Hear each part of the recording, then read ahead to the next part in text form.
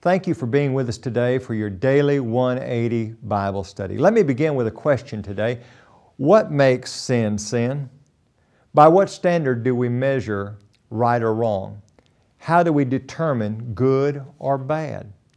Unfortunately, in our society today, the standard for right and wrong oftentimes resides within the individual themselves. They decide what's right and what's wrong. Sometimes you hear people say things like, well, it may be wrong for you, but it doesn't mean that it's wrong for me.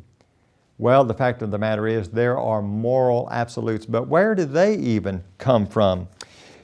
Back in Romans chapter 3 and verse number 23, it says, all have sinned and fall short of the glory of God. I want you to think about that for a minute.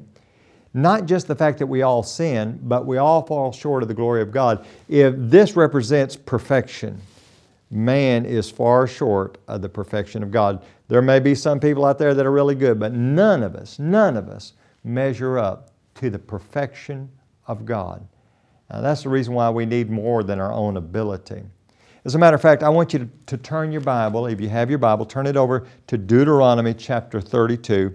And I want you to listen to some things that Moses had to say here in Deuteronomy chapter 32. He composed this beautiful song, and he says in verse 1, give ear, O heavens, and I will speak, and hear, O earth, the words of my mouth. Let my teaching drop as rain, my speech distill as the dew, and raindrops on the tender herb, and as showers on the grass. For I proclaim the name of the Lord, ascribe greatness to our God. He is the rock.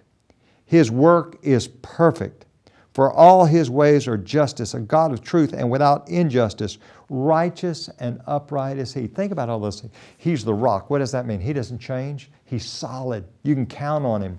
Not only that, he goes on and he says His work is perfect. There's no flaw in what He does. He says His ways are justice. God is always going to be fair.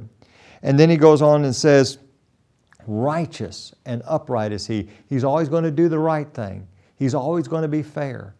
Now, that's not true with mankind, but it's true with God. And you see, when we use God as the standard, and He is the ultimate standard, that's what we need to strive to measure up to. Will we do it? Not in and of our own performance. We need the sacrifice of Jesus Christ, and we'll be talking about that in future segments. But I hope that you'll understand the seriousness of sin. Thank you for being with us today for your daily 180 Bible study.